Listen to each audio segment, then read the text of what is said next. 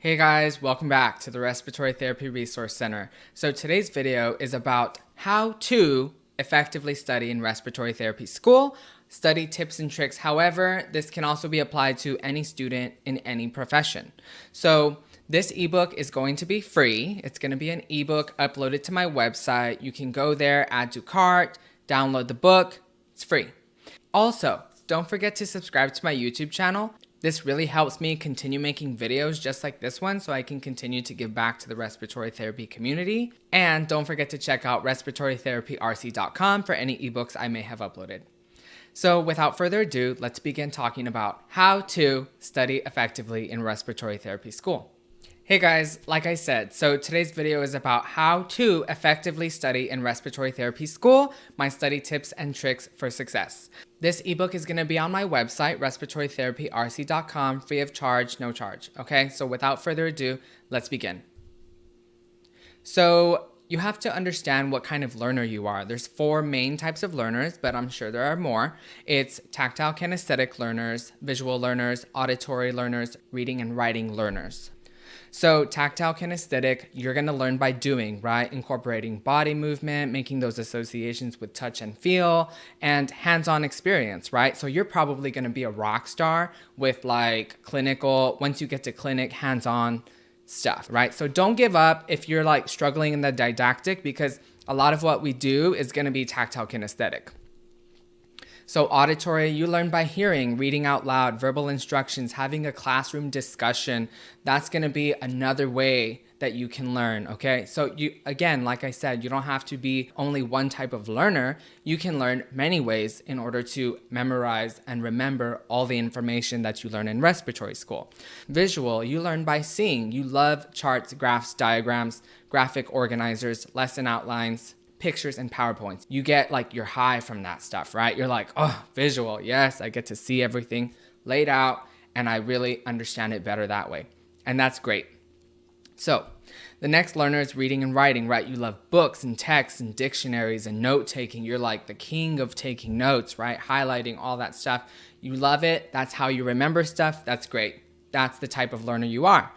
And again, you can be more than one type of learner. So speaking and lecturing, I added this one because I used this so much in respiratory school to memorize all of the information that we were given. I would go into library study rooms. I would write on the whiteboard. So there's reading and writing, right? I would lecture from that reading and writing, whatever I just wrote, as if I was teaching to a class of people, because that's one of the ways that I learn, is when I teach it to someone else. You don't really know if you know something unless you can teach it to someone else. So that's what I would do. I would teach it to a class full of empty chairs, right? And so I know that sounds funny, but that's what I would do. And it would help me remember and retain the information that I was teaching. I would also make PowerPoints and I would go through the PowerPoints in those rooms because they also had projector screens in those rooms that I would play the PowerPoint on, and then I would lecture from those. So that benefited me a lot. And again, auditory, reading, writing on the whiteboard, speaking, lecturing, right? That's auditory, visual, all of them. So I used basically all of the tools. And then tactile kinesthetic came later with lab, right? So these are some of my tips and tricks. So a really beneficial way of taking notes is using the Cornell note method. And when I was a tutor in college for middle school students, this is the way we taught them to take notes, was using the Cornell note method.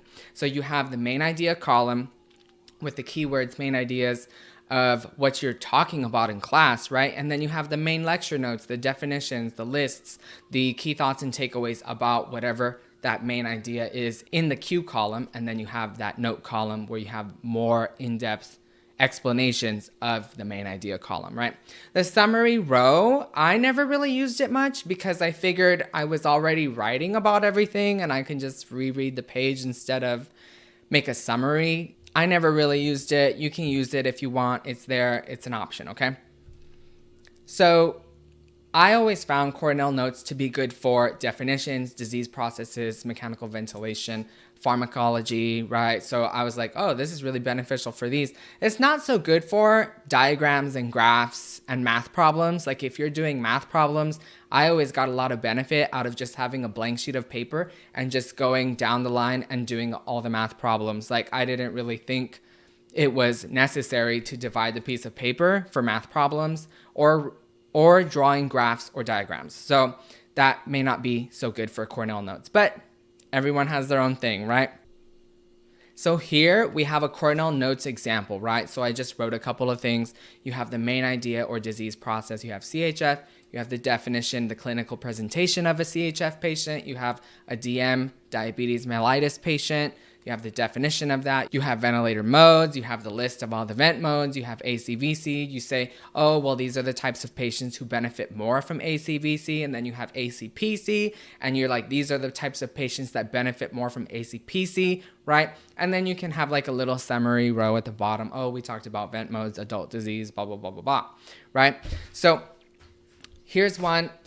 Another way to use Cornell notes, it's not just a way of taking notes, but now if you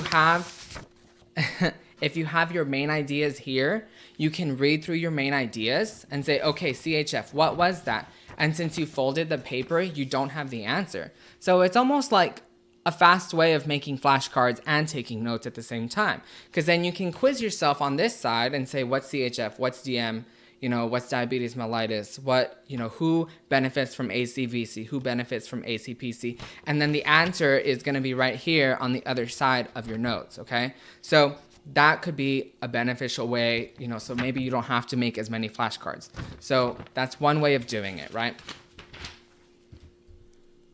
So organization, it's very important to stay organized. I had a 3-ring binder, it was 3 inches, and I would just divide everything up by class, and I would have everything organized. The syllabus, I want to point this out specifically. You always want to get the syllabi for all of your classes, put all the test dates in your planner, and have them set up and ready because you want to know ahead of time what tests are coming when and which tests are coming right next to each other. So you can prioritize what you need to study first as opposed to finding out later on, or you just weren't prepared for the test, or, oh, now I have 2 days to study for 3 different exams. You don't want that to happen. If you know when all the tests are, then you'll less likely have to go through that scenario, right? Memorization techniques. Mnemonics. Quizlet is a great resource for flashcards for respiratory therapy among almost every other student population, right? Any other health profession, any other college, university, anything else, right? You can find lots of great flashcards and resources on Quizlet, and I'll go through a few of those as well. Drawing graphics, making associations, that's when you tie something that you already know to something new that you're learning. So now you've tied it to something that you already kind of have an idea about. You're like, oh, well, this is related to this, and I already know this, and that's called making an association. And then you have memory matrices, you have repetition, verbally just going through it with another classmate, and you have Cornell notes as memorization techniques as well. So let's look at mnemonics and Quizlet flashcards. I'm going to show you on the internet. Ooh, here we go. Okay, so here we have Google opened up, right? And we're going to do respiratory therapy mnemonics, right? And then we're going to see what pops up, right? So you have all of these mnemonics that are going to pop up, right? Not all of these are mnemonics. I want to make that clear, but this one's a good one right here about asthma. And then you have a good one, CBABE. We use that in respiratory school. I remember learning that. It's basically making an acronym or something fun, fun words that are kind of rhyming, but they actually are, it's like a code for something else, but it's an easy way to remember them. Over here, we have CBABE, right? So it's CBABE. If you remember CBABE, then you remember all of the obstructive lung disorders, right? So cystic fibrosis, bronchiectasis, asthma, bronchitis, emphysema, those are all obstructive lung disorders, right? So you're like, oh, CBABE. If you know CBABE, then you know all the obstructive lung disorders. So that's how mnemonics work, right? And then if you go over here, search respiratory therapy, boom, and then you have all these flashcards pop up. Look at that. also use Quizlet as a resource. You can also make your own set of flashcards, or you can just go thoroughly through other people's flashcards, and just be sure if you're using other people's flashcards that you double check their work. You make sure that you're studying the right information and that they documented everything correctly, right? Before you study things and maybe something's off or a formula's off, just always verify that it's correct, right? So continuing on, let's go back to the PowerPoint. So one of the other things I wanted to talk about are memory matrices. And so what is a memory matrix? A memory matrix is a way to classify all the common things that certain things have in common, right? So for example, we have assist control modes, and you're going to put all of the things that they have in common. So all these things that I've listed here are what is in common with all these assist control modes. And then whatever is not common between them, whatever they don't have in common, you make another one for that, right? And you say, okay, so now if I know FiO2 applies to every single assist control mode, respiratory rate applies to every assist control mode. Those are the input settings, right? So then it's less to memorize. That's how memory matrices make things easier. They consolidate things so that you don't have to remember every specific thing. It just makes it more visually appealing. Visual learners, right? It's like great for visual learners. I think it's great for everyone, even if you're not a visual learner. You're like, okay, I can wipe all of this out. I don't have to worry about it. I don't have to worry about FiO2, respiratory rate, PEEP in that same, category, right? So it just makes it easier and consolidates it, and it makes those associations, okay? So there are the different memorization techniques that I wanted to show you guys. So study atmosphere, very important. Group studying, studying at home, studying at the library, and dealing with distractions, right? So group study, you want an ideal study group. What you don't want is like people who are going to distract you, make jokes all the time, who are not going to focus on the actual study topic and subject. That's not what you want. You want people to be smarter than you. You want people to be willing to help you. You want people to care. You want to be in a study group that other people care about their grades, not a study group where they're like, a C gets degrees. Like, you don't want to be in that study group, unless they're really smart and happen to get A's, right? So anyways, study rooms are a plus. Don't be with any time wasters. Get rid of the distractors.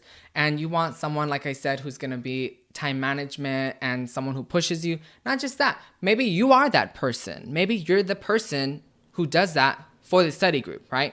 So that's my advice on study groups. Studying at home. The only thing with studying at home is like, don't get too comfortable. It's very easy to be like, well, I can take a 20-minute nap, 30-minute nap. It's just harder, for me personally, to study at home. Other people are like, I love studying at home. It's up to you. I think you should still shower, get ready, have your coffee, and be ready to start studying, even if you're at home, because you need to set that intention and have that as a routine thing, right? Don't get too distracted. Your parents, your siblings, everyone can distract you. If I ever studied at home, I always ask my parents, were you going to go do something that day? Maybe they're not going to be home, and then I can have the house to myself. That was one way that I scheduled around my parents' schedule so that I could have the house to myself and study with no distractions, right? So always set aside a time frame and an intention, right? Studying in the library. I loved studying in the library. It was like my thing. I loved it. I just fed off of the energy of everybody else studying so intensely because it almost makes you feel competitive. And it's not even like there was always, a bunch of other respiratory students around. It was like anyone, any med student, any PA student, any, physical therapy student. I just fed off that energy. I was like, oh my God, I loved it. Just like why people go to the gym, right? People go to the gym because everyone else is working hard. It makes you want to work hard. That's kind of why I enjoyed going to the library. So this is all going to be in the ebook, free of charge. You can take all of this with you. So distractions, family, boyfriend, girlfriend. I don't even think I have to list all of these off. Your phone. Beware of all of these distractions. You can take this with you. And here are some of the links to what I was talking about. So the mnemonics, you can Google it, respiratory therapy mnemonics. This is a short YouTube video about mnemonics and how to, strategize using mnemonics and make them benefit you while you're studying, right? So, and then of course Quizlet, and then Google, you can Google respiratory therapy mnemonics. Those are some of the links that I find useful. I didn't show you the video, but you know, I think it would be worth it to go watch. It's like 2.5 minutes. And as always, don't forget to follow me on social media, my website, respiratorytherapyrc.com, my YouTube, the Respiratory Therapy Resource Center, Facebook, Instagram, Twitter, email me if you have questions, or if you didn't get the ebook, you ordered the ebook but you didn't get it. If you ordered the ebook, it's going to come in through your email, and it's going to come from this email, okay? So thank you guys so much for taking the time to watch this video. I really hope you got a lot out of it, and I hope that it makes studying in respiratory therapy school more easy, more effective, and you can have more time now because you can effectively study, and maybe you can go do some fun things, right? So, okay, so have a great day, and until next time, take care. Bye.